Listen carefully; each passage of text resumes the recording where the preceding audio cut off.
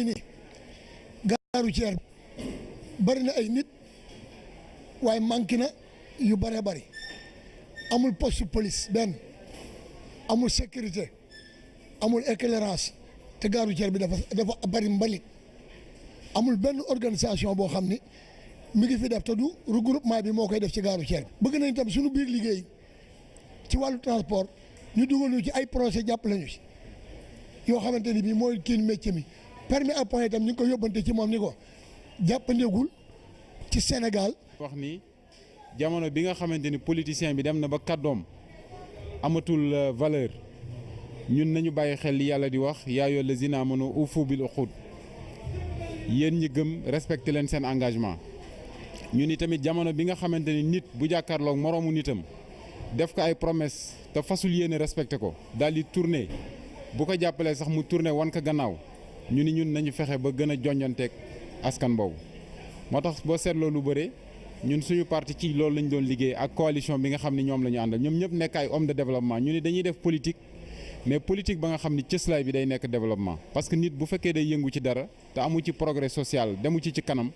daanaka lu mu yëngu mën na koo bàyyi. bu soobee yàlla nag ñëpp nag ku jëli woon sa carte d'identité demal nga def déplacement ak dérangement nga jëli ci sa carte d'identité bu boobaa jàmm salaam buñ taxawee barke yonent bi ku ne da nga xam que la mën. ci kàttanu yàlla foo joxoñ foofu la ñuy jëm ma leen di dénku nag yéen ñi nga xam ne yéenay militant wu Racine Ndiaye toog leen toogaayu soccet jël seen carte d'identité yi def seen poos tontu li ba dimanche ak incha allah. Après le Front national Battu Askan Wi, nous retrouvons la Fédération démocratique des écologistes du Sénégal, And Natal Sénégal ak Ali Haïdar, qui a effectué une visite de proximité à Oussouye. Je remercie cette population d'Oussouye qui est venue effectivement soutenir la coalition Natal Sénégal ak Ali Haïdar. Donc nous venons aussi pour prouver qu'effectivement la coalition Natal Sénégal ak Ali Haïdar est majoritaire dans ce département. Nous avons fait une caravane dans tout le département d'Oussouye. Effectivement, je comprends le désarroi des populations qui est prête aujourd'hui à voter pour cette liste parce que je pense effectivement ça devient l'alternative pour ce département-là, pour ce cas-là. Donc nous demandons massivement aux populations de voter cette liste qui est l'avenir de ce département, qui est aujourd'hui l'avenir des jeunes, l'avenir des femmes, pour vraiment une issue heureuse, en fait, pour l'avenir, effectivement, pour le devenir de cette population-là. Donc aujourd'hui, l'écologie a fini d'implanter toutes ces cellules au niveau du département. Nous sommes devenus le premier parti, j'ose le dire aujourd'hui, au vu de cette caravane que nous avons effectuée, le premier parti du département. Oussouye, on gagne! Oui! Merci la population de Oussouye. Nous sommes ici avec vous. Ñun ñi ngi ànd ak yéen ci suñu liste And Natal Sénégal ak Ali Haïdar ndax dañu bëgg a suqali alam ji dañu bëgg géej gi naat dañu bëgg àll bi naat mbéy mi naat sàmm bi naat suñu jigéen ñi am lu ñuy liggéey suñu xale yi am lu ñuy dundee kenn bañ a ci jël gaal naan da ngay dem Europe waaye européens yi sax ñooy ñëw fii ndax Sénégal dafa naat Sénégal dafa neex a dund loolu nag boo leen ko bëggee ñun écologiste ñu dem biir assemblée nationale ngir ñu liggéeyal leen ci ay loi yi nga xam ne dafa am doole ay loi yi nga xam ne dina préserver suñu ressources trafiquants yi bu ñu leen jàppee ndax ñoom ñi ngi xotti suñu àll di ko yóbbu bitim réew il faut ngeen fal écologiste yi man ak Ousmane Diallo ñoo nekk fii ak département Oussouye pour wax ak yéen jàppale leen liste And Natal Sénégal ak Ali Haïdar ñu dem assemblée nationale liggéey leen merci maa ngi leen di gërëm yéen ñëpp. La Fédération démocratique des écologistes du Sénégal en déplacement à Oussouye. Voici à présent ADS Garap Benen Badboubès qui a également effectué une visite de proximité à Kaolack.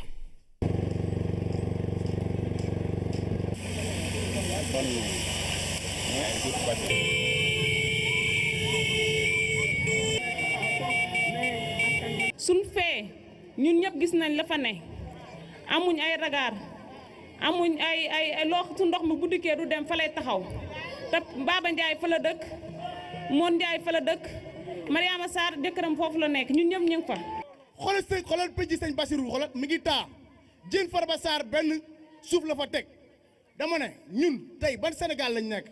xoolal tey mairie bi budget bi mi ngi nekk 3,250 millions ñi jël 80% jël 2 milliards et quelques jox ko mairie bi yéen waa marché Ocass bii ma jege démb ba ma fa ñëwee ay sax laa fa fekk am na la nga xamante ne ni jot nañ cee wax kon dama bëgg ngeen jël seen ay carte électeur ngeen votel waa beneen baat bu bees incha allah caravane beneen baat bu bees dina dem ci marché central bi nga xam ne dox naa fa gis la fa nekk la fa xew madame le maire ñemew faa teg tànkam. yéen waa Kaolack maa ngi ñaan ngeen xool bu baax liste yi ngeen di votel dama bëgg ngeen votel beneen baat bu bees liste boo xam ne tey bi ñu ñëw gis nañ bu taw bi commencé li ngeen di daj assainissement amul ci dëkk bi ay yoon yu baax amul ci dëkk bi te loolu man bi ma nekkee ndaw ba léegi loolu laa xam ci Kaolack yéen ñii loolu ngeen mas a fekkee te bu ngeen deful ndànk seeni sët loolu la ñuy gis pour nag loolu dañ na ngeen voteel député yoo xam ne bu ñu demee assemblée nationale bu ñuy voté budget ndax loolu budget la te budget député moo koy voté gouvernement du def dara lu ko budget mayul kon nag na ngeen voteel député yoo xam ne bu ñu gisee budget boo xam ne bàyyiwu leen xel dañ naan du fi amee. Après ADS Garap Benen Bat bu bees, voici le parti de la paix Jàmm Bamtare Synergie ngir liggéeyal Sénégal qui a effectué une visite de proximité à Kédougou. Ici à Djougal, dans la commune de Dakateli et dans donc le département de Salémata, de la région de Kédougou, je m'adresse à vous, Sénégalaises et Sénégalais, pour dire ce que j'ai vécu pour venir jusqu'ici pose la lancinante question de l'aménagement du territoire. Il faut que tout le monde se sente sénégalais. C'est extrêmement important que des programmes d'urgence soient réalisés pour que des coins comme ceux-ci puissent vivre comme tout Sénégalais. Arriver ici, c'est difficile. Des problèmes d'eau, des problèmes d'accès donc, des problèmes d'agriculture, de semences. Tous les problèmes sont concentrés dans ce Kédougou. Et pourtant, c'est une région extrêmement riche et très belle. Donc je prône pour l'aménagement équitable du territoire sénégalais. On a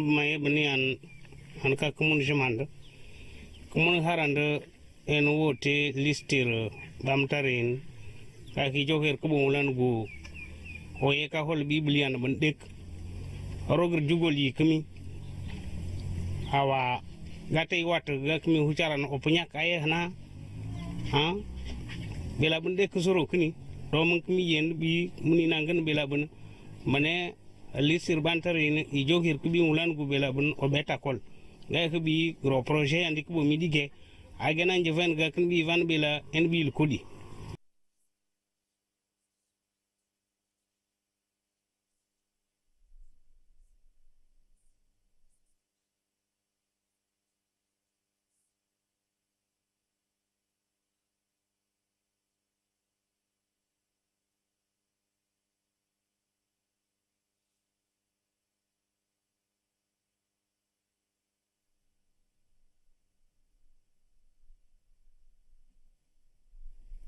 À l'instant, le parti de la paix Jàmm Bamtare qui était en visite à Kédougou. Et nous poursuivons cette deuxième tranche avec la coalition Sénégal ca kanam. Sénégal ca kanam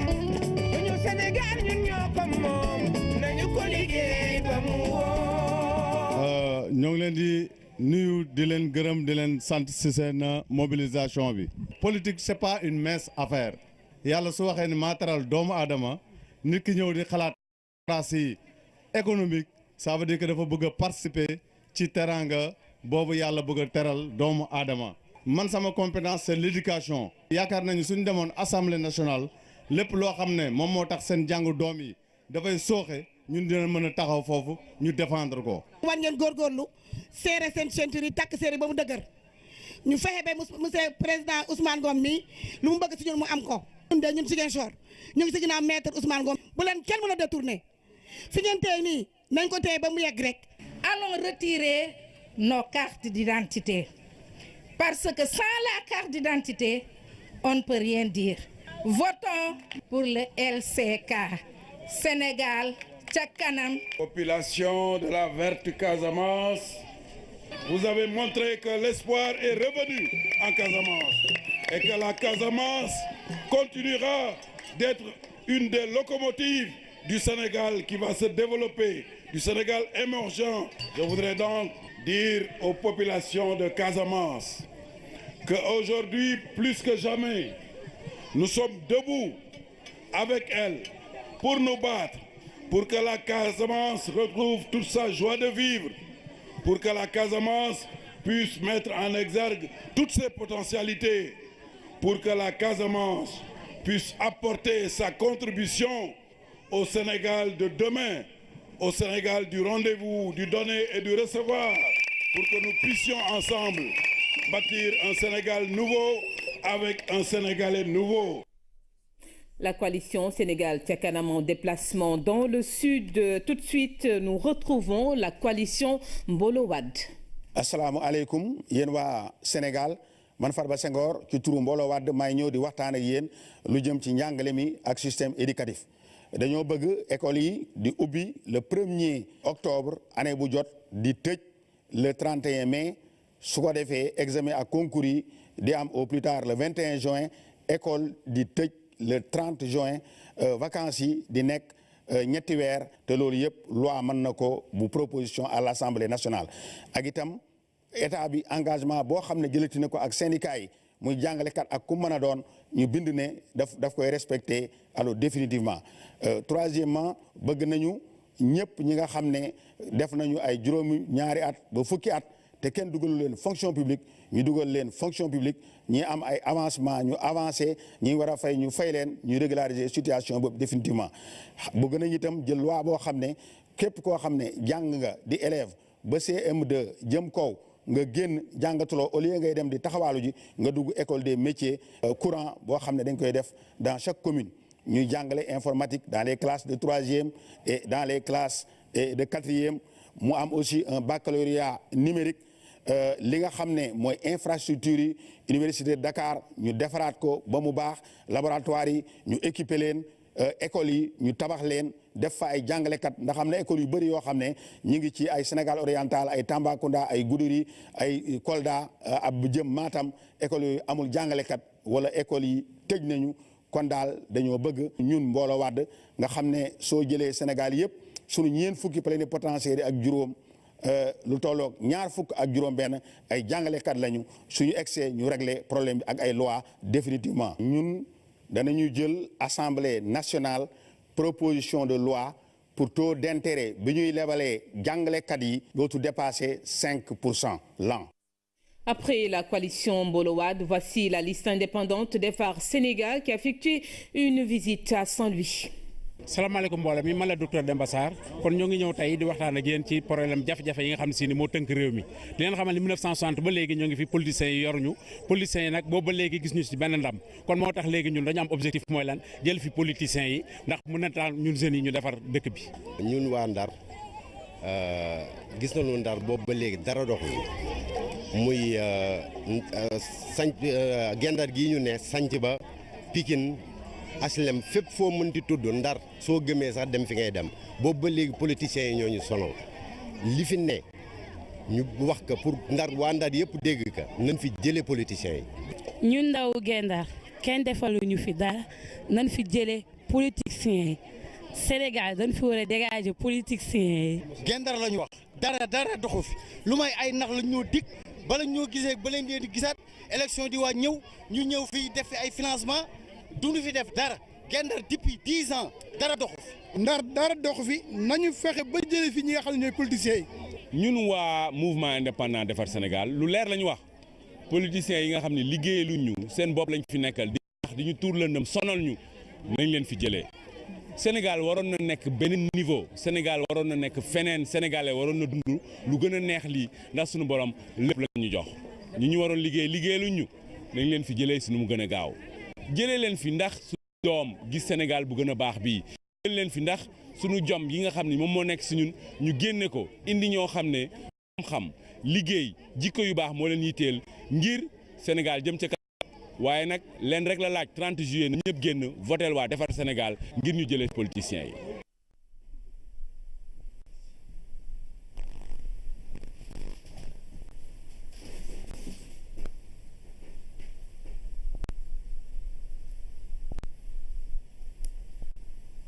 Après la liste indépendante des phares Sénégal, voici donc Citoyens pour l'éthique et la transparence, cette Djerigne Somarew qui a également effectué une visite de proximité.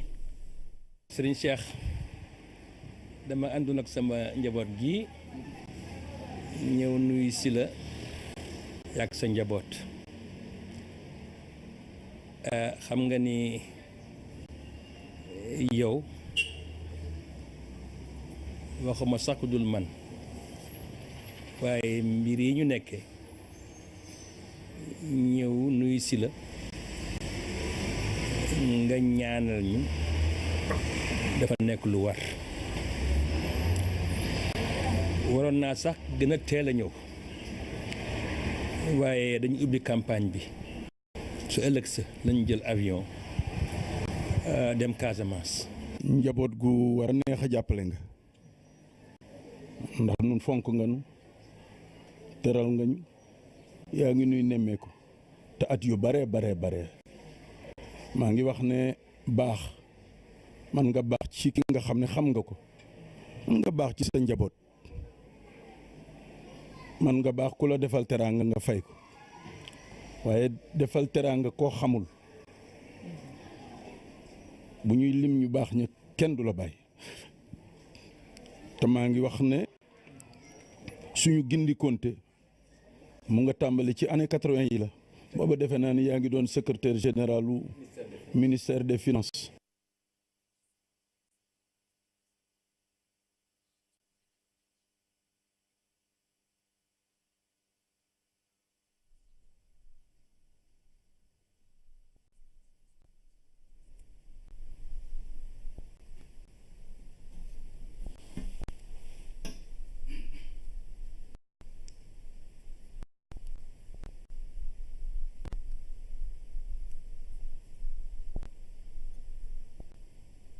Citoyens pour l'éthique et la transparence, cette Djerigne Somarew. Nous retrouvons l'Union citoyenne Buntubi en déclaration. Théodore Chérif Monteil, pour vous lire la déclaration de M. Abdoul Wahab Mara, candidat député pour l'Europe de l'Ouest. Dans la diaspora, nos compatriotes rencontrent les mêmes problèmes depuis des années et aucune solution réelle ne leur a été jusqu'à maintenant proposée. Notre Assemblée nationale a été muette et très productive ces 5 dernières années. Une fois élu, mon premier engagement est de redonner à l'Assemblée son rôle principal, représenter le Sénégal, légiférer pour l'intérêt supérieur des Sénégalais et contrôler toute action publique. À l'Assemblée, je serai le porte-parole des Sénégalais de la diaspora. Je remonterai leurs préoccupations auprès du pouvoir. Je parlerai de la situation de nos retraités, de nos étudiants, de nos commerçants, de l'ensemble de la communauté sénégalaise et de la diaspora. Je leur rendrai compte régulièrement des actions au sein de l'Assemblée nationale. Une fois député, je parlerai de la situation de nos retraités qui sont contraints de rester dans leur pays d'accueil ou de faire des allers-retours incessants. On devrait voir comment exonérer des taxes le retraité qui veut rentrer au Sénégal et lui permettre de rentrer avec son véhicule de plus de 8 ans. Nous envisageons de demander au gouvernement sénégalais, dans le cadre de ses programmes immobiliers, d'affecter des terrains aux Sénégalais de la diaspora. Aujourd'hui, les Sénégalais de la diaspora rencontrent d'énormes problèmes pour acquérir un bien immobilier dans leur pays. En attendant, nous appelons nos compatriotes sénégalais à sortir massivement le 30 juillet prochain et à voter Union citoyenne Buntubi. Après l'Union citoyenne Buntubi, voici en 10e position la coalition gagnante Wattu Sénégal. asalaamaaleykum yéen mbokki Sénégal man maa fi ñëw tey di waxtaan ak yéen ci turu coalition gagnante Wattu Sénégal bi nga xam président Ablaye Wade moo ko jiite. wax ji nag li mu ëmb lu leer lay doon te lu gàtt Macky Sall dañ ko fi tegoon jox ko doole ngir yaakaar waaye bu ñu ñëwee dañu gis ne lañ ko joxoon li ab coxor la ci jiite day jàpp day tëj day dóore day génne bitim réew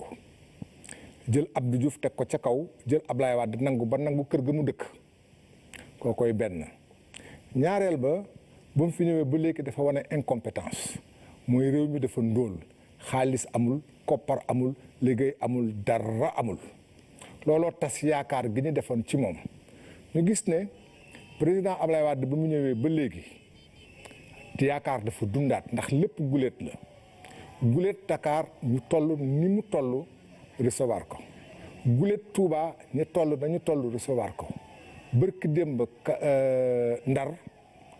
Louga ba ca fépp foo dem Sénégal fu mu dem rek ay nit ñoo koy jël si waaye nag dafa am lu ci lalu moo di yaakaar gu bees googu dekkaat dundaat ci biir xol yi la Macky Sall fas yéene def li tubaab di wax tricher moo tax tey carte yi kenn gisu ko distribué wuñu ko loolu nag dafay dakk li koy dakkal mooy li président Ablaye Wade woote talaata 20 fan ak juróom bii ñëw ne Sénégal gi yëpp daje place de l'indépendance devant la préfecture laaj ñu jox leen seeni carte parce que suñu jëlul suñuy carte dañu bëgg fas yéene sàcc suñuy baat te kenn warul sàcc Sénégal bu ñu ko nangu. À l'instant, la coalition gagnante Wattu Sénégal rappelait que vous suivez la deuxième tranche du journal de la campagne sur le réseau synchronisé de la RTS Radio et Télévision, à retrouver également sur www.rts.sn. La suite donc de cette seconde tranche avec la coalition Yewwi Askan Wi alternative du peuple. Mbokki Sénégal maa ngi leen ñaan ngeen jàppale limu Yewwi Askan Wi ngir pencum nawle man professeur Babacar Diop Bouba Mbaye Diop maa di leen ñaan ngeen jàppale lim bi suñu mandarga gis ngeen ko mooy këll bi ñaari yoxo téye ko gàncax gi nekk ci biir ñetti mbir laa jukki ci li nga xam ni moom la ñu yéene bu ñu àggee ci pencum réew mi mbirum suuf kër tool ak li nga xam ne yàlla may nañu ko ci càkkeef gi ñu sàmm ko ñaareel bi njàngum mag ñi njàngum xale yi ñetteel bi ñu góorgóorlu Sénégal njaaxum yi wàññiku fi tooñ ak tooñar bi jóge fi loolu may wax yëpp nag ngir mu am fi ñaari mbir moom tax ñu may ko benn bi mooy ñi nga xam ne ñoo fi toogoon dëju fi ñu jële leen fi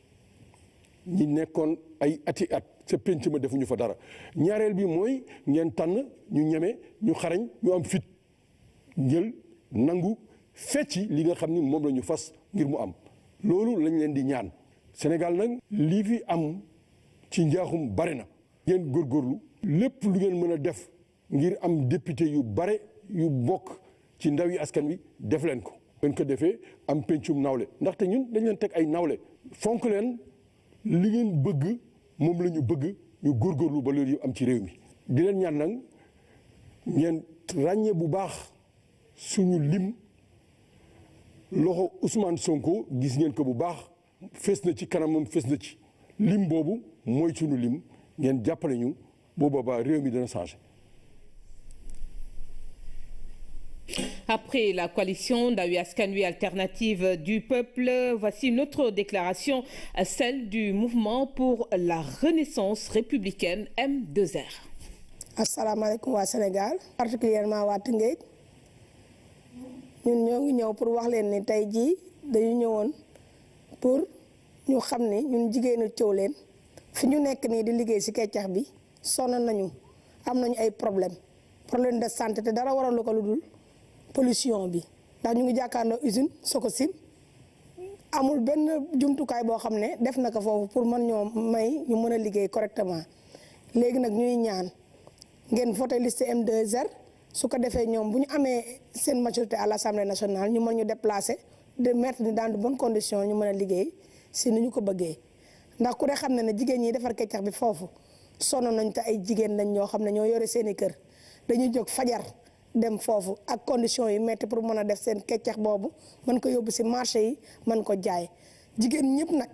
ñu ngi leen di tàllal loxo di wax ni conditions yi ñu nekk metti na naka Sénégal gépp xam naka réew mi ñëpp xam naka ñëpp dund ndax jigéen moo yore kër góor ñi bu ñu xëyee suba dañuy dem seen place liggéeyukaay bàyyi ñëw kër yi tey la nga xamante ne moom la ñu jëlee foofu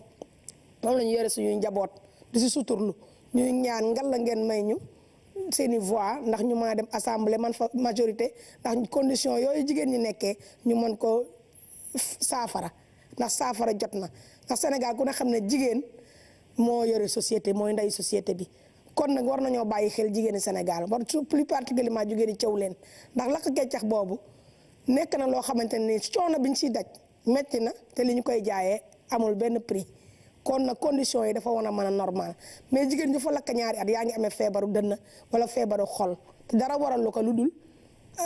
pollution bi yàqal nañu yàqal boo xamante ni autorités yi war nañ si bàyyi xel wasalaam.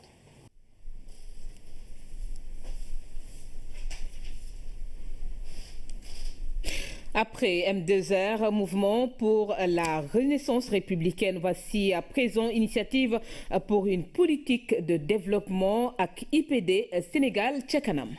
Bonsoir les Sénégalais de l'intérieur et de l'extérieur. Les jeunes constituant 52% de la population sénégalaise, au lieu d'être le moteur du pays, constituent un fardeau. Ce qui est relatif à une mauvaise politique de l'employabilité des jeunes, donc tant pour les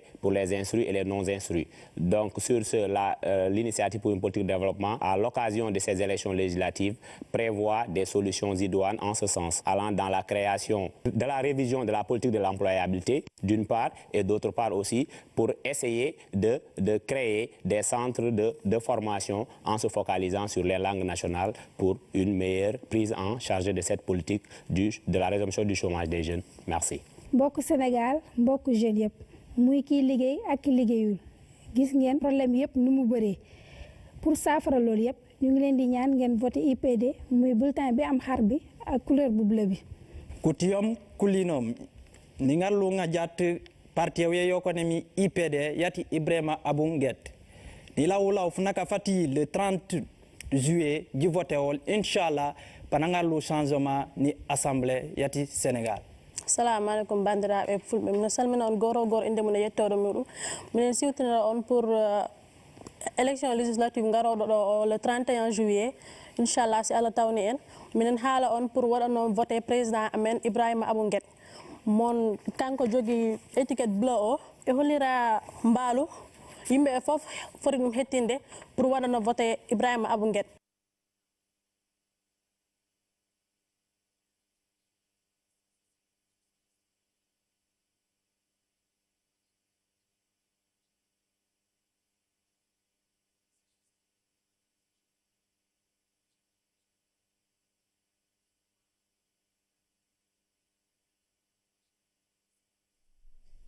Initiative pour une politique de développement avec IPD Sénégal ca kanam. Voici à présent la coalition Assemblée bi ñu bëgg. asalaamaaleykum mbokk yi man Mohamed Salsao tête de liste coalition Assemblée bi ñu bëgg maa dellu si di waxtaan ak yéen tey fii démb suñu naataango docteur Rose Wardini bi nga xam ne moo topp ci man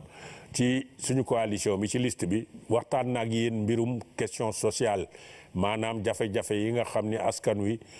ñu ngi koy jooytu fii ci dëkk bi. loolu mooy wàll bu njëkk ci suñu programme législature bés bu ñu woteelee ñaareelu wàll bi moom la ñuy wax mbirum koom-koom yi gouvernance économique boobu li ci ëpp solo mooy daañu jàppale sénégalais yi moo xam artisan yi la moo xam commerçant yi la moo xam entreprise yu ndaw yi la pour ñu jox leen marché yi ñu liggéey. bañ ko jël di ko jox ñi nga xam ni ñu ngi jóge bitim réew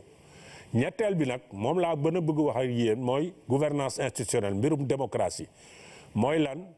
mooy lépp li nga xam ni référendum bi daaw bi daf ko tegoon nale bañ ko gëstu ñun daañ ko teg ci table bi gëstu ko mooy non cumul des mandats maanaam mënatoo nekk ministre député maire président conseil général et cetera mooy lan mooy indépendance su système judiciaire maanaam magistrat yi juge yi ñu am seen indépendance di dog yoon ca bañ di déglu ñu leen di dicter lu ñu war a dogal mooy lan mooy moraliser vie publique bi lu ñuy woowee moraliser vie publique mooy lépp loo xam ne ay transhumance la ak ay jalgateeg yooyu politicienne daañu jël loi boo xam ne dana ko jël teg ko fale ñetti yooyu mooy ñetti fànn yu gën a am importance yu gën a am maanaa ci suñu programme de gouvernance institutionnelle bi nga xam ni mooy ñetteeli partie suñu programme de législature loolu la ñu bëggoon wax ak yéen mais daañu amaat occasion dellu si ci waxtaan ci gëstu ko bu baax a baax a baax ñi ngi leen di gërëm di leen sant. Vous venez de suivre la déclaration de la coalition Assemblée bi ñu bëgg. Voici tout de suite suñu parti pour la solidarité et le développement du Sénégal Suxali transport ak commerce Alassane Ndoye. asalaamaaleykum waa Sénégal maa ngi leen di nuyu di leen sant seen mbokk Abdou Karim Seck moo di transporteur ingénieur et enseignant moo fas yéene waxtaan ak yéen ci ñaari poñ tey. benn bi mooy ñun ñooy ñan. ñaareel bi moom mooy suñu taxawaay ci assemblée mooy lan lañ ci séntu incha allah ñun ñooy ñan dañuy tàmbalee wax ñun ñoo dul ñan ñoo dul politiciens yi nga xamante ni dañuy bëgg toujours fu ñu toll di falu di nguuru ni ko wolof di waxee nguur gi bu ko defee du ñu mës a wàcc bu ñu wàccee itam àndaat ak ñi nga xam ñoo falu yéegaat ci kaw muy transhumance mbaa boog politiciens yi nga xam ne ñoo ngi ci kujjee politique bi suba ngoon ñoo ngi xiiroo ko ŋaayoo ñi falu bu ko defee place bu ne fu ñu ci mënta toll rek lu gouvernement bi def du baax ci ñoom bokkuñu ci xeet googu ànduñoo gouvernement bi nag ànduñoo ak ñi falu ànduñoo ak ñi faluwul dañoo doon ay indépendant yoo xam li ñu ñor mooy suñu liggéey li ñu ñor mooy suñu naataange li ñu ñor mooy naataange réew mi kon bokk ay indépendant la ñoo xam ne loolu lañ bëgg taxawal suñu bopp assemblée ci taxawaay bu rafet nag liggéey fa li député war a liggéey li ñu séntu ci député moom mooy contrôler gouvernement bi voter budget boo xamante ne bi dugal xaalis bi ca fañ ko bëgg place yi ñu ko bëggee orienté ko et aussi di proposer ay loi di leen amender di leen voter mais ci loolu ñu aar suñu liggéey code de la route bi nga xamante ni bii moom la ñu fas yéene andil ànduñu ci ni ñu ko bëggee parce que waxtaanuñu ceeg ñun boolewuñu ci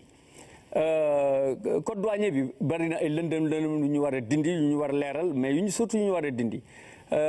environnement bi ci dans les villes commerçants yi gisuñ ci seen bopp amuñu ay place yu baax kon nag bari na ay mbébét loi sur le vol du bétail baaxul li ñu ko defaree bari na ay mbébét yoo xam ne ñoo ngi koy jàmbat bëggoon nañ taxaw ci assemblée ba defaral ko suñu bopp bañ ñu jébbaane suñuy kàddu di ko jox ñoo xamante ni mosuñ ñoo défendre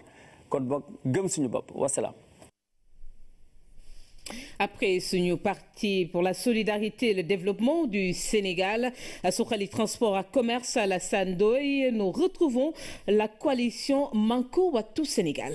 Bismillah, barki Cheikh Seydou Aboubacar Sy barki Cheikh Seydou Hondoul Mansour si borom daara ji mbokku Sénégal seen xarit Ousmane Faye moo dellu si di waxtaan ak yéen jiite coalition Manko Wattu Sénégal tey nag coalition bi ànd délégué jigéen ñi pour ñu waxtaan ak yéen mu ci jiital Adja Maymouna Sy ñëpp xam ko liggéey bu am solo bu muy def ci réewu vallée bi ak Adja Ndeye Fatou Sall nekk commerçante bu mag ñu wax ak seen mbokku jigéen ñi man nag démb dafa am lu ma fi wax fàttali la rek parce que dëgg dafa neexul aussi ñi lay laaj seeni voix pour utiliser ko à d'autres fins pour xeexee ko ak jël ko pour mën a fexe nu ñu tabbee seen doom te sa doom nee nga yaa gën a jàng moo gën a intelligent te ñetti at topp nga ko utal ko professeur moo di ko jàngal olof wax naa ko démb te munta wax ñaari phrase yu jub keroog ci olof keroog yéen a ngi gis bu muy recevoir imam yi naan leen maa ngi nuyu sama papa yu góor yi ak sama papa yu jigéen yi mbokk yi kooku nan la mun a ñëwee par force nga jënd ko di nga ñuy jiital ci réewu Sénégal bi loolu rek laay laaj kon bu leen kenn nax di utiliser seeni carte à d'autres fins wasalaam kon ma bàyyi leen ak jigéen ñi. waaw waa Sénégal man de Fatou Sall maa ñëwoon tey di woo sama mbokk commerçant yi di leen woo waa marché rawatina waa marché Zeng waa marché yëpp marché HLM marché Thiaroye yéen ñëpp maa ngi leen woo ngeen ñëw jàppale ci suñu coalition bi ba bu ñu demee assemblée mën leen a kaasal seen i droit mën leen a fajal seen i jooy wasalaam. asalaamaaleykum sama mbokku jigéen ñi maa ngi nuyu ñëpp man Maymouna Sy maa ñëw fii tey toogal fi jigéen ñi di waxtaan ak ñoom di leen ñaan ñoom femme de développement yi ak jigéen ñi nga xam ne xam nañ ci kuréel bi ñuy yëngu mu leer leen lool ndax suñu gisee fii tey du leen bett ñu ngi leen di ñaan ñu voteel ñu ñun waa Manko Wattu Sénégal ñu mën a jàll toogal fa jigéen ñi jooyal leen seeni mébét ba mu mën a saafarawu wasalaam. woote jigéen ñaa ngi noonu muy Adja Ndeye Fatou Sall ak Adja Maymouna Sy kii di femme de développement di liggéey ci rëy ci biiru vallée bi ak kii di commerçante bu mag di toogal fi nekk marché Zeng ñoo ñëwoon di leen woote pour ngeen jàppale seen bokku jigéen ñu dem assemblée nationale représenté leen fa ci ni mu gën a rafetee asalaamaaleykum wa rahmatulahi taala ba suba. Après la coalition Manko Wattu Sénégal, la coalition pour l'alternative troisième voie Sénégal day dem. dooroon nañu waxtaan ci suñu programme ñu yeggale ko tey monsieur le maire monsieur le futur député maire de Foundiougne lan la ñu wax ñun lan mooy plan Marshallu Afrique ci suñu gis-gis ak plan Marshallu Sénégal ak lan la ñu fas yéene def pour que Cour des comptes mën a def liggéeyam fii ci Sénégal. ci ñaareelu ponk liggéeyu député bi nga xam ne bii mooy suñu ñaareelu ponk programme député dafay séddale xaalisu Sénégal dafa am benn loi bu ñuy wooyee loi des finances ca foofa la ñuy séddalee xaalisu Sénégal ñun bu ñu demee ba ngeen fal ñu nekk seen ay député dañuy def une commune 1 milliard suñu dëkk yi ndóol na précarité bi mu ngi continuer ndox mi dajul courant bi dajul santé bi sooxe na voirie publique yi amuñu également assainissement jigéen ñi amuñu financement jeunes yi dañ leen digg ba fi mu nekk ni ñu tàyyi gis nga une commune 1 milliard dina mun a permettre ñu dajal ndox mi man fii rek ci Sokone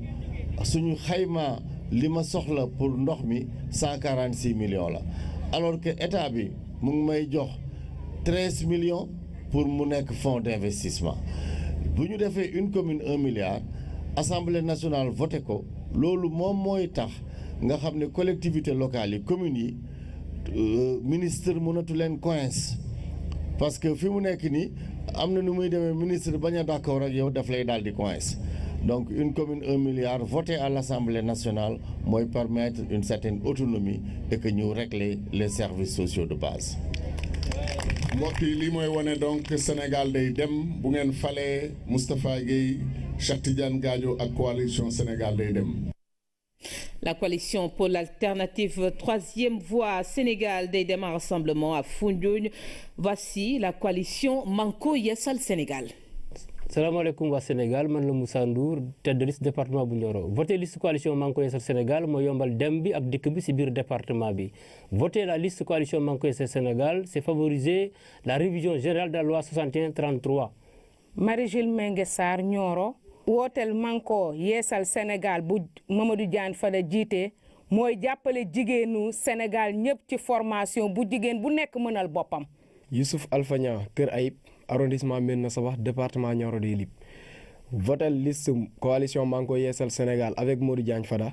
mooy fexe ba ndaw yi am xëy am ay jumtuwaay yu ñu liggéeyee ak yu fu ñuy foyee yeesalaat gox bi.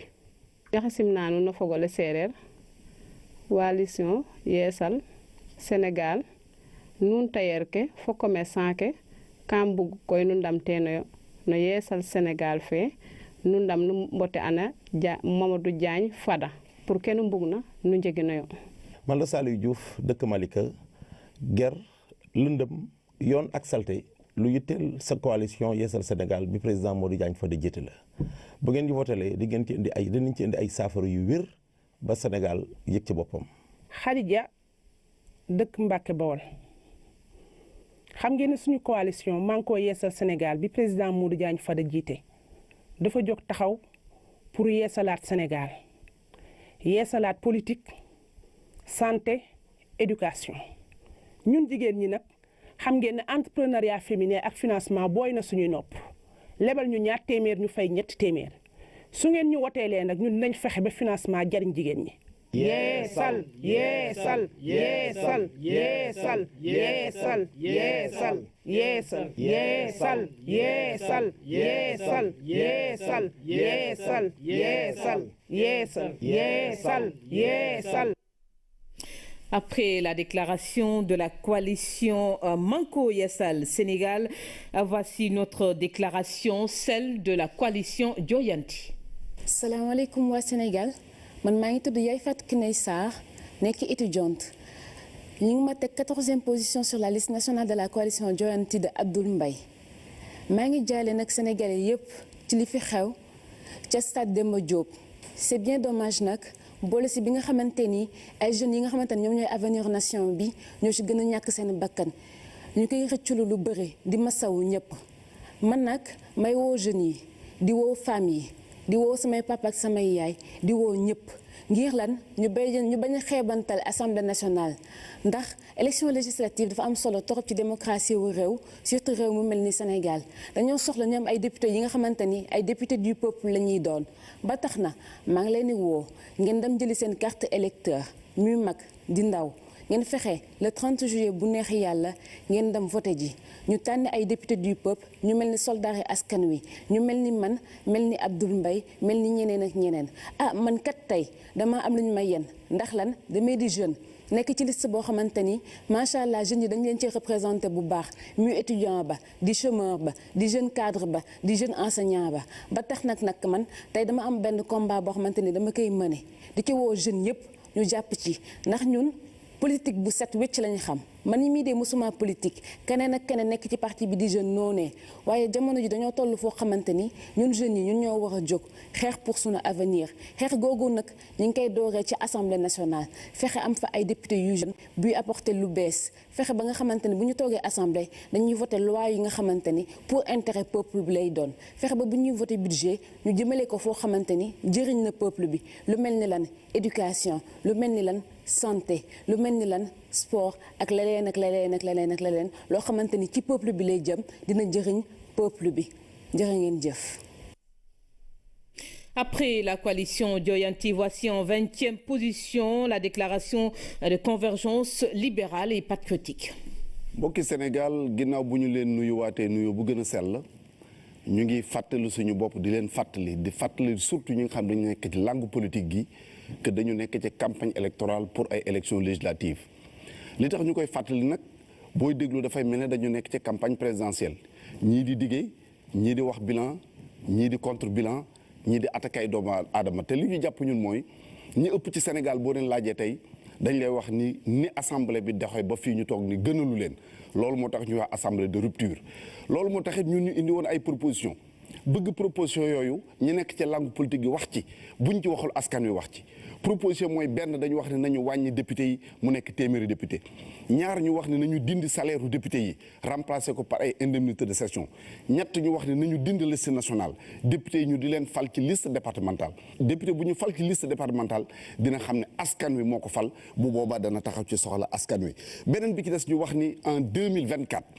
dañoo bëgg élection yëpp muy présidentielle di législative di élection municipale ñu dajale ko mu nekk benn élection parce que am réew mënul dëkk ci campagne électorale bu fekkee ni 2024 dajale nañu élection yëpp mu nekk benn loolu mooy Sénégal dina toog juróomi at yoo nga xam ni élection dootul am campagne électorale dootul am leneen dootul am dara du fi am lu dul liggéey beneen bi ci topp mooy ñu ni nañu fexe ba bëri ba am mandat présidentiel bu 7 ans te kenn ku ñu fal 7 ans dootoo amat deuxième mandat bu boobaa kenn du wax naan est-ce que président war na nekk secrétaire général du parti benn président bu ñu falee te nga xam ne benn mandat nga am bu boobaa dootoo xëcc ku la fal deuxième mandat lépp looy def mooy liggéeyal askan wi loolu mooy proposition yi nga xam ne bëgg nañu nit ñi wax ci bu ci classe politique bi waxul jour élection sénégalais xam ne kon kat ñun proposition yi ñuy def yu aw yoon la ñu ànd voteel ñu loolu nag ku ko bëgg mu changement yi amul feneen fii rek la da ngay voté la CLP convergence libérale et patriotique jàmm ji mooy bulletin bii na ko ñëpp voté le 30 juillet. Après Convergence libérale et patriotique, voici Convergence patriotique pour la justice et l'équité, Naïler, qui a effectué une visite de proximité à Rufisque. dama ñëw fii Mansour dajaleel ma góor ak jigéen imam ak délégué de quartier bi jeunes yi jëlee dañ ma ne fii kenn moomu ko ndax bañ ñu fi indee lañ ñu fàtte damay nettali nag li ngeen wax ki ko wax it bind naa turam ak santam ndax man lébu laa mu ne bañ ñu fi indee lañ ñu fàtte kenn moomuñu amuñu urbanisation moo yor dund bakkanu doomu aadama nit boo ko indee ci barab da nga koy jox làmp da nga ko war a jox ndox soo ko ndoxee ndox da nga ko war a jox ay mbedd soo ko joxee mbedd da nga ko war a jox barabu fajukaay soo ko joxee barabu fajukaay da nga koy jox lu mel ne ambulance bu koy gaawal yooyu yëpp moom la ñuy wax les civilités ou les commodités yi tax nit di mën a dëkk. dama ne département Tëngéej bu ñu ko génnee ci agriculture Sénégal xam leen ni agriculture Sénégal yi yàqu na boo leen gisee exportation yi gën a métti ak yi gën a am ci Sénégal fii la am ci Ndiaye Lo kër Ndiaye Lo la nekk. lii ñu leen di xeexal wala lii ñu leen di xulool pour mu mën a mot day fekk yéen dëkk yi nekk ci tund bi yëpp ci Tëngéej ngeen woote CPJ nay leer boo leen ko voté yàlla dina def bu boobaa taxawaay dañ fa taxawaay boo xam ne balaa kenn di jël ci benn mètre carré di ko def ay logement wala di ko def feneen balaa nga jël dinañu xool mbay mi lan mooy wàllam ba noppi. su fekkee wàllu mbay mi génn na ba pare ñu doog a seetlee feneen fu ñu tabax ndax wàllu mbay mi mooy wàllu xale yi ndax xale yi dañoo war a jàng. suñu agriculture il faut que ñu développé pour mu développé wu nag day fekk yéen seen bopp ngeen def ci seen cër def ci seen doole. vooteel ñu bu yàlla defee jàmm incha allah bu ñu duggee assemblée yéen waa Kunun Kër Ndiaye Lo yéen waa département bi yëpp di ngeen xam ni que seen voté sànniwu leen ko seen i mbokk ngeen ko jox seen i xarit ngeen ko jox te daañu xeex pour yéen ba lépp loo leen soxla ñu defal leen ko maa ngi leen di gërëm di leen sant.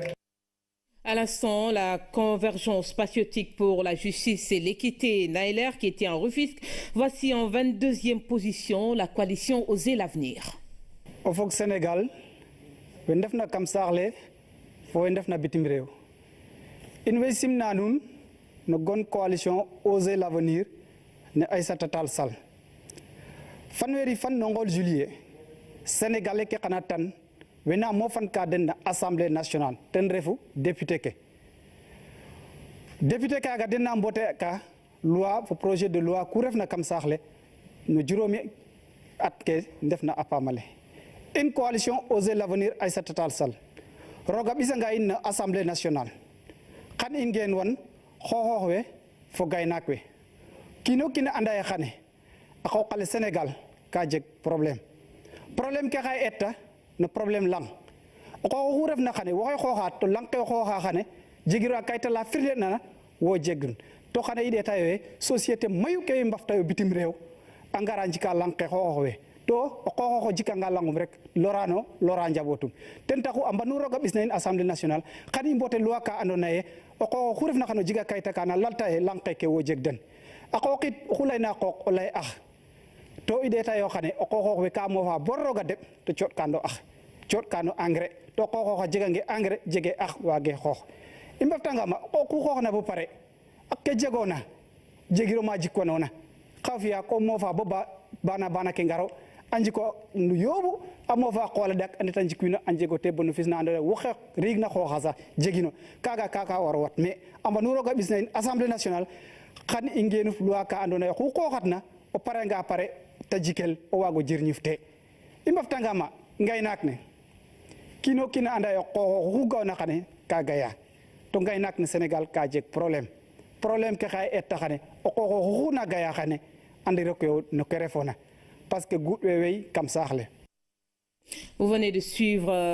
la coalition Oser l'avenir, avant-dernière position d'Intal Sénégal, Action patriotique. Sénégalaises, Sénégalais, mes chers compatriotes, 10 jours de campagne électorale, 6 régions parcourues de bout en bout. Dans la marche de notre nation vers l'émergence,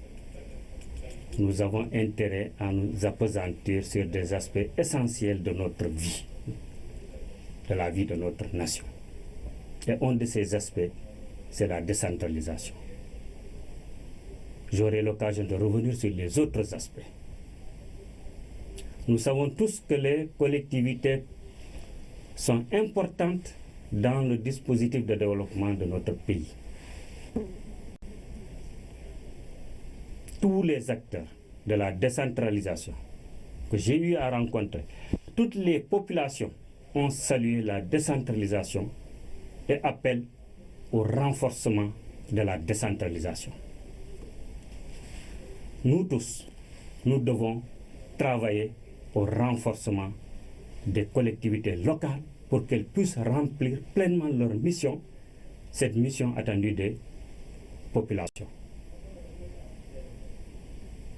Pour cela, nous devons mettre l'accent sur les faiblesses donc, de la décentralisation. Je ne voudrais pas, outre mesure, m'appesantir sur la faiblesse des moyens matériels et financiers des collectivités. Mais je voudrais mettre le doigt surtout sur le cumul des mandats, qui a été fortement décrié par les populations et l'ensemble des acteurs de la décentralisation. Nous aurons l'occasion de revenir sur tout ça tout au long du parcours.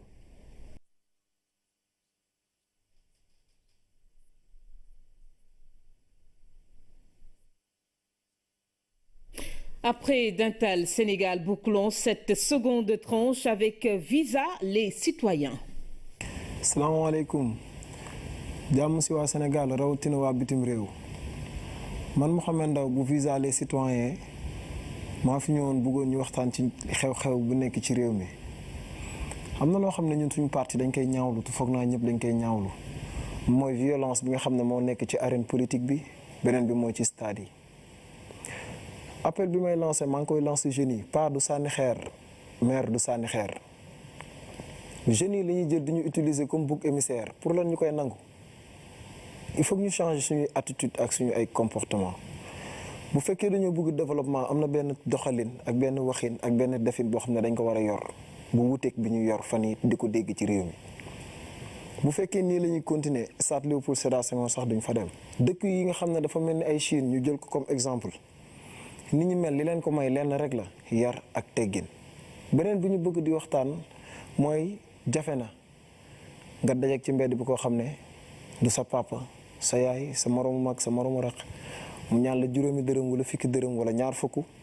pour am lu mu yóbbu ci kër ga wala paas dëkk bi li ñuy dund dafa metti looloo waral Visa les citoyens jóg dugg ci élection législative yi pour indi ci ay saafara ci naan def ay proposition de loi ci assemblée nationale. pour saafaraal li citoyen Mouhamed wax maa ngi leen di ñaan yéen ndaw ñi sama mbokku jigéen ñi ngeen dem récupérer seen carte électeur te le 30 juillet incha allah ngeen voteel ñu ñun waa Visa citoyen bu liste du président Déthié Diouf bulletin bu weex bi am bindu yu bleu yi am gileem bi ci digg bi te yanu maa ngi leen di ñaan ngeen voteel ñu incha allah du ngeen ko rëccu.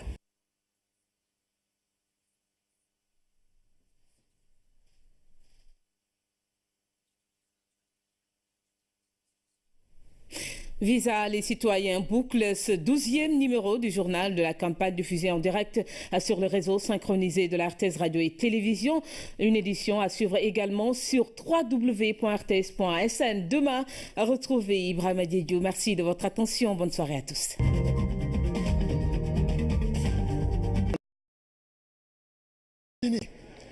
gaaru ceer bari na ay nit waaye manqué na yu bare bari amul poste police benn amul sécurité amul éclairage te gaaru ceer bi dafa bari mbalit amul benn organisation boo xam ni mi ngi fi def te du regroupement bi moo koy def ci gaaru ceer bi bëgg nañ tam suñu biir liggéey ci wàllu transport ñu dugal ñu ci ay projet jàppale ñu ci yoo xamante ni bii mooy kii métier mi permis à point itam ñu ngi ko yóbbante ci moom ni ko jàppandegul ci Sénégal. wax ni jamono bi nga xamante ni politicien bi dem na ba kàddoom amatul valeur ñun nañu bàyyi xel li yàlla di wax yaa ayyuhal lazina amanu ufu bil uqud yéen ñi gëm respecté leen seen engagement ñu ni tamit jamono bi nga xamante ni nit bu jàkkaarloog moroomu nitam def ko ay promesse te fasul yéene respecté ko daal di tourné bu ko jàppalee sax mu tourné wan ko gannaaw ñu ni ñun nañu fexe ba gën a jonjonteeg askan boobu moo tax boo seetloo lu bëre ñun suñu parti ci loolu lañ doon liggéey ak coalition bi nga xam ne ñoom la ñu àndal ñoom ñëpp nekk ay homme de développement ñu ni dañuy def politique mais politique ba nga xam ni cëslaay bi day nekk développement parce que nit bu fekkee day yëngu ci dara te amu ci progrès social demu ci kanam daanaka lu mu yëngu mën na koo bàyyi. bu soobee yàlla nag ñëpp nag ku jëli woon sa carte d'identité demal nga def déplacement ak dérangement nga jëli ji sa carte d'identité bu boobaa jàmm salaam buñ taxawee barke yonent bi ku ne da nga xam que la mën. ci kàttanu yàlla foo joxoñ foofu la ñuy jëm ma leen di dénku nag yéen ñi nga xam ne yéenay militant wu Racine Ndiaye toog leen toogaayu soccet jël seen carte d'identité yi def seen poos tontu li ba dimanche ak incha allah. Après le Front National Battu Askan Wi, nous retrouvons la Fédération démocratique des écologistes du Sénégal, And Natal Sénégal ak Ali Haïdar, qui a effectué une visite de proximité à Oussouye. Je remercie cette population d'Oussouye qui est venue effectivement soutenir la coalition Natal Sénégal ak Ali Haïdar Donc nous venons aussi pour prouver qu'effectivement la coalition Natal Sénégal Ali Aïdar est majoritaire dans ce département. Nous avons fait une caravane dans tout le département d'Oussouye. Effectivement, je comprends le désarroi des populations qui est prête aujourd'hui à voter pour cette liste parce que je pense effectivement que ça devient l'alternative pour ce département-là, pour ce cas-là. Donc nous demandons massivement aux populations de voter cette liste qui est l'avenir de ce département, qui est aujourd'hui l'avenir des jeunes, l'avenir des femmes, pour vraiment une issue heureuse, en fait, pour l'avenir, effectivement, pour le devenir de cette population-là. Donc aujourd'hui, l'écologie a fini d'implanter toutes ces cellules au niveau du département. Nous sommes devenus le premier parti, j'ose le dire aujourd'hui, au vu de cette caravane que nous avons effectuée, le premier parti du département. Oussouye, on gagne! Oui! Merci la population de Oussouye. Nous sommes ici avec vous. Ñun ñi nga ànd ak yéen ci suñu liste ànd naatal Sénégal ak Ali Aïdar ndax dañu bëgg a suqali alam ji dañu bëgg géej gi naat dañu bëgg àll bi naat mbéy mi naat sàmm bi naat suñu jigéen ñi am lu ñuy liggéey suñu xale yi am lu ñuy dundee kenn bañ a ci jël gaal naan da ngay dem Europe waaye européens yi sax ñooy ñëw fii ndax Sénégal dafa naat Sénégal dafa neex a dund loolu nag boo leen ko bëggee ñun écologiste ñu dem biir assemblée nationale ngir ñu liggéeyal leen ci ay loi yi nga xam ne dafa am doole ay loi yi nga xam ne dina préserver suñu ressources trafiquants yi bu ñu leen jàppee ndax ñoom ñi ngi xotti suñu àll di ko yóbbu bitim réew il faut ngeen fal écologiste yi man ak Ousmane Diallo ñoo nekk fii ak département Oussouye pour wax ak yéen jàppale leen liste ànd naatal Sénégal ak Ali Aïdar ñu dem assemblée nationale liggéey leen merci maa ngi leen di gërëm yéen ñëpp. La Fédération démocratique des écologistes du Sénégal en déplacement à Oussouye. Voici à présent ADS Garap Benen Badboubès qui a également effectué une visite de proximité à Kaolack.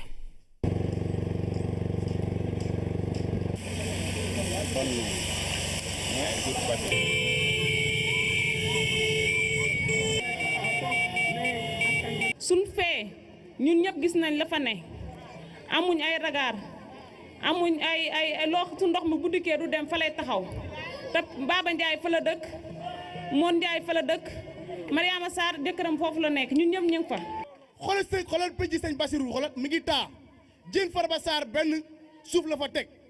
dama ne ñun tey ban Sénégal lañ nekk xoolal tey mairie bi budget bi mi ngi nekk 3 milliards 250 millions ñi jël 80% jël 2 milliards et quelques jox ko mairie bi. yéen waa marché Ocass bii ma jege démb ba ma fa ñëwee ay sax laa fa fekk am na la nga xamante ne nii jot nañ cee wax kon dama bëgg ngeen jël seen ay carte électeur ngeen votel waa beneen baat bu bees incha allah caravane beneen baat bu bees dina dem ci marché central bi nga xam ne dox naa fa gis la fa nekk la fa xew madame le maire ñemew faa teg tànkam. yéen waa Kaolack maa ngi ñaan ngeen xool bu baax liste yi ngeen di votel dama bëgg ngeen votel beneen baat bu bees liste boo xam ne tey bi ñu ñëw gis nañ bu taw bi commencé li ngeen di daj assainissement amul ci dëkk bi ay yoon yu baax amul ci dëkk bi te loolu man bi ma nekkee ndaw ba léegi loolu laa xam ci Kaolack yéen ñii loolu ngeen mas a fekkee te bu ngeen deful ndànk seeni sët loolu la ñuy gis pour nag loolu dañ na ngeen voteel député yoo xam ne bu ñu demee assemblée nationale bu ñuy voté budget ndax loolu budget la te budget député moo koy voté gouvernement du def dara lu ko budget mayul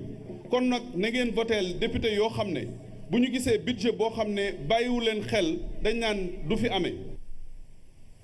Après ADS Garap Benen Badboubès, voici le parti de la paix Jam Bamtare Synergie ngir liggéeyal Sénégal qui a effectué une visite de proximité à Kédougou. Ici à Djougal, dans la commune de Dakateli et dans donc le département de Salémata, de la région de Kédougou, je m'adresse à vous, Sénégalaises et Sénégalais, pour dire ce que j'ai vécu pour venir jusqu'ici pose la lancinante question de l'aménagement du territoire. Il faut que tout le monde se sente sénégalais. C'est extrêmement important que des programmes d'urgence soient réalisés pour que des coins comme ceux-ci puissent vivre comme tout Sénégalais. Arriver ici, c'est difficile. Des problèmes d'eau, des problèmes d'accès donc, des problèmes d'agriculture, de semences. tous les problèmes sont concentrés dans ce Kédougou. Et pourtant, c'est une région extrêmement riche et très belle. Donc je prône pour l'aménagement équitable du territoire sénégalais.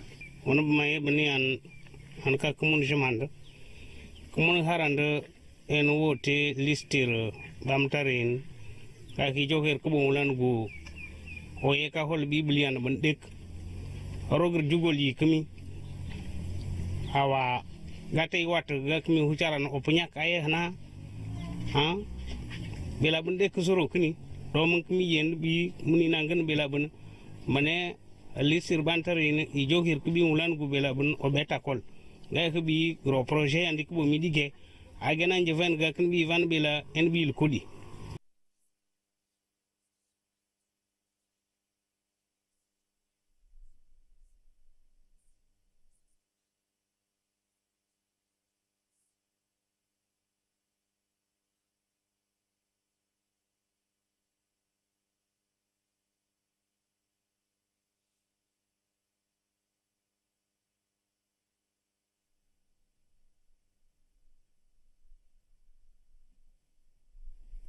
À l'instant, le parti de la paix Diam Bamtare qui était en visite à Kédougou. Et nous poursuivons cette deuxième tranche avec la coalition Sénégal Tchakanam.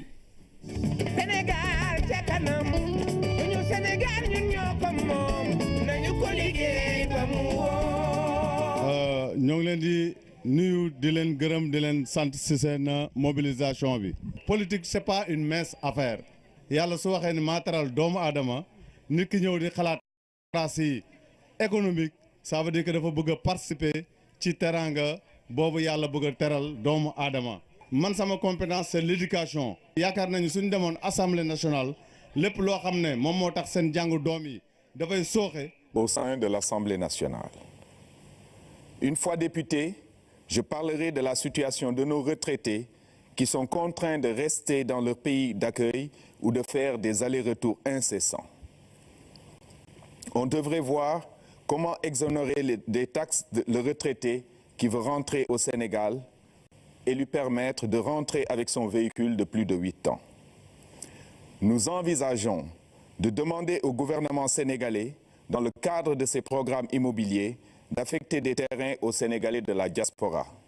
Aujourd'hui, les Sénégalais de la diaspora rencontrent d'énormes problèmes pour acquérir un bien immobilier dans leur pays. En attendant, nous appelons nos compatriotes sénégalais à sortir massivement le 30 juillet prochain et à voter Union citoyenne Buntubi. Après l'Union citoyenne Buntubi, voici en 10e position la coalition gagnante Wattu Sénégal. asalaamaaleykum yéen mbokki Sénégal man maa fi ñëw tey di waxtaan ak yéen ci turu coalition gagnante Wattu Sénégal bi nga xam président Abdoulaye Wade moo ko jiite. wax ji nag li mu ëmb lu leer lay doon te lu gàtt Macky Sall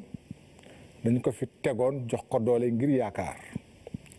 waaye bu ñu ñëwee dañu gis ne lañ ko joxoon li ab coxor la ci jiite day jàpp. day tëj day dóore day génne bitim réew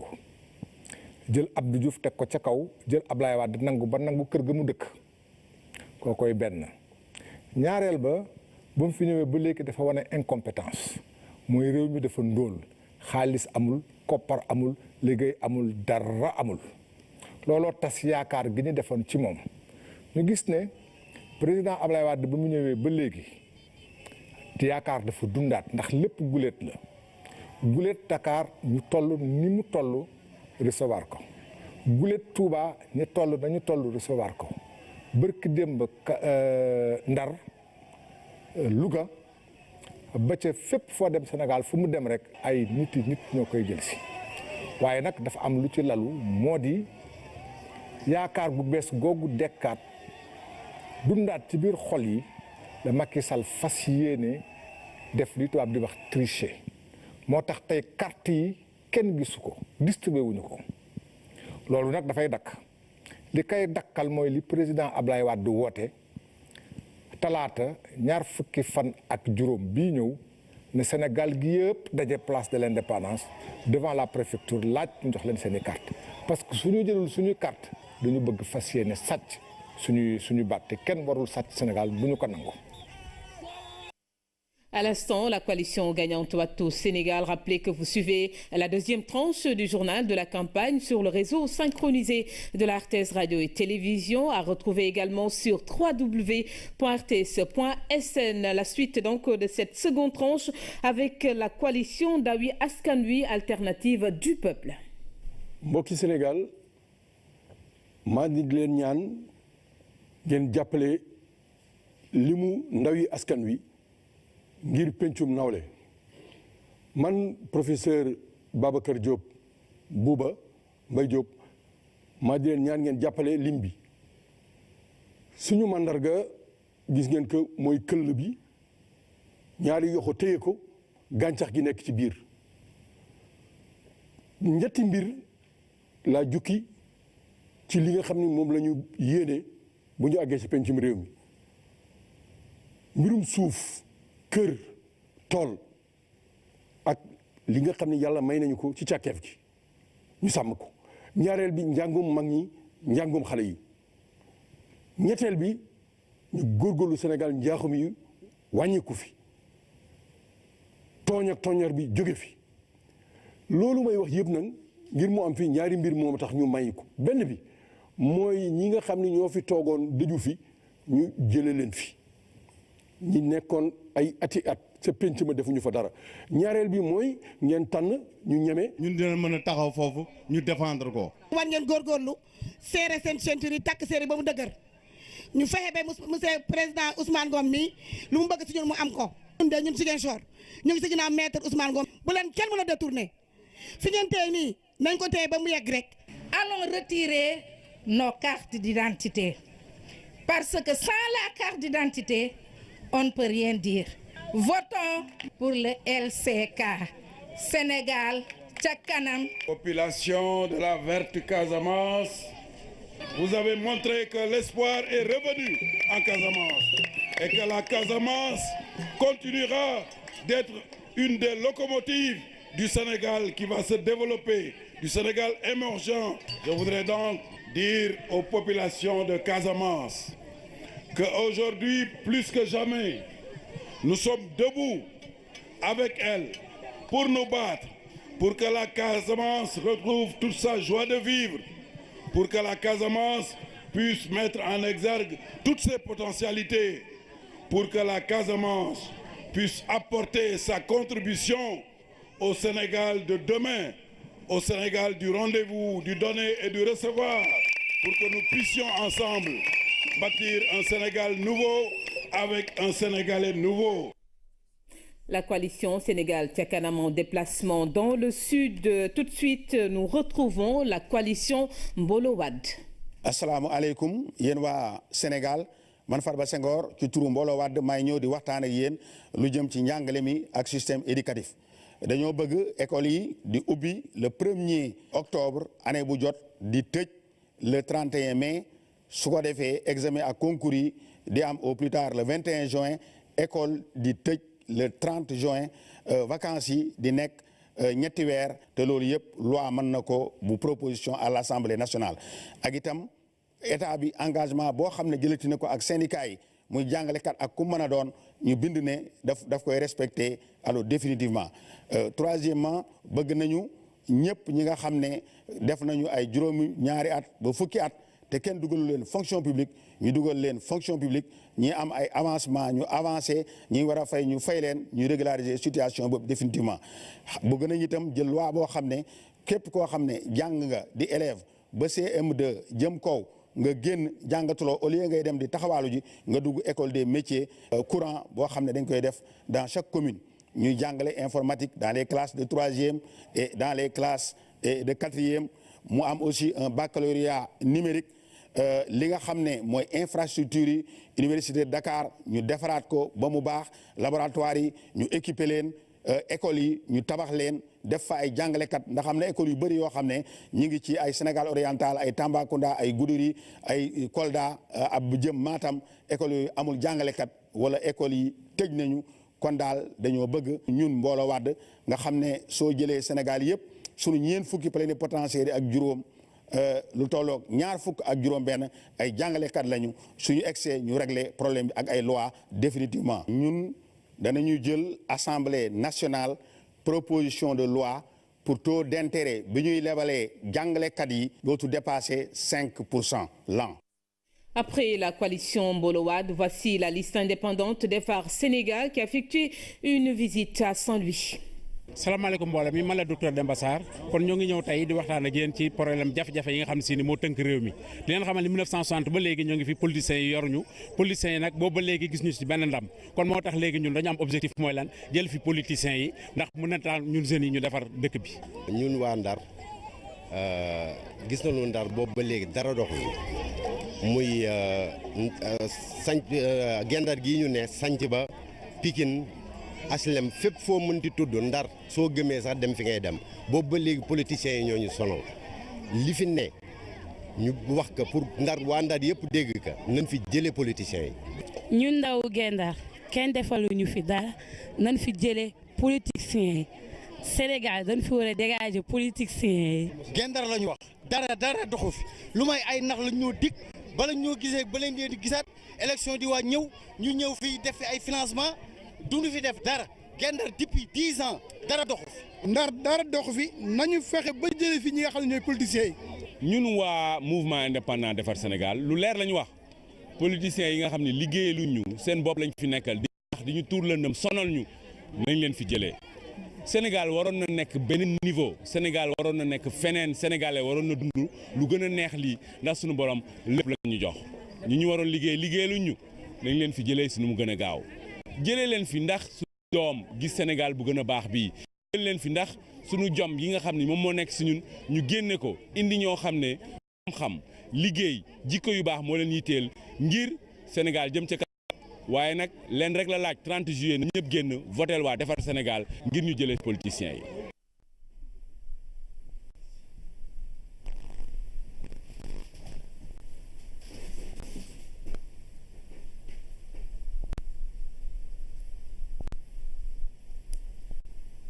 Après la liste indépendante des Phares Sénégal, voici donc Citoyens pour l'éthique et la transparence, Djerigne Somarew qui a également effectué une visite de proximité. Serigne Cheikh dama àndoon ak sama njaboot gi ñëw nuyu si la yàgg sa njaboot xam nga ni yow waxuma sax dul man waaye mbir yi ñu nekkee ñëw nuyu si la nga ñaanal ñu dafa nekk lu war waroon naa sax gën a teel a ñëw waaye dañu ubbi campagne bi su ëllëg sa lañu jël avion dem Casamance. njaboot gu war a neex a jàppale nga ndax nun fonk nga nu teral nga ñu yaa ngi nuy nemmeeku te at yu bare maa ngi wax ne baax man nga baax ci ki nga xam ne xam nga ko man nga baax ci sa njaboot man nga baax ku la defal teraanga nga fay ko waaye defal teraanga koo xamul bu ñuy lim ñu baax ña kenn du la bàyyi te maa ngi wax ne suñu gindi konte mu nga tàmbali ci année 80 yi la booba defe naa ni yaa ngi doon secrétaire général u ministère des finances.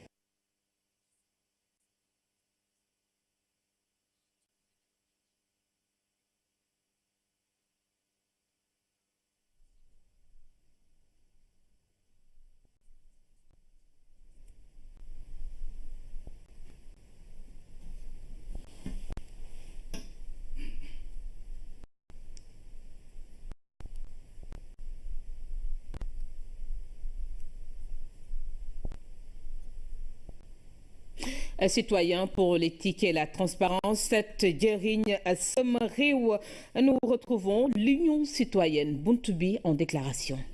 Théodore Chérif Monteil,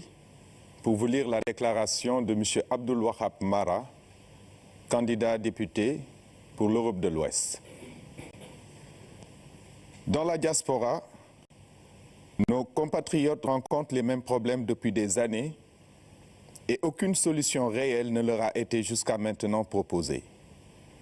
Notre Assemblée nationale a été muette et très productive ces 5 dernières années. Une fois élu, mon premier engagement est de redonner à l'Assemblée son rôle principal, représenter le Sénégal, légiférer pour l'intérêt supérieur des Sénégalais et contrôler toute action publique. À l'Assemblée, je serai le porte-parole des Sénégalais de la diaspora. Je remonterai leurs préoccupations auprès du pouvoir. Je parlerai de la situation de nos retraités, de nos étudiants, de nos commerçants, de l'ensemble de la communauté sénégalaise et de la diaspora. Je leur rendrai compte régulièrement des actions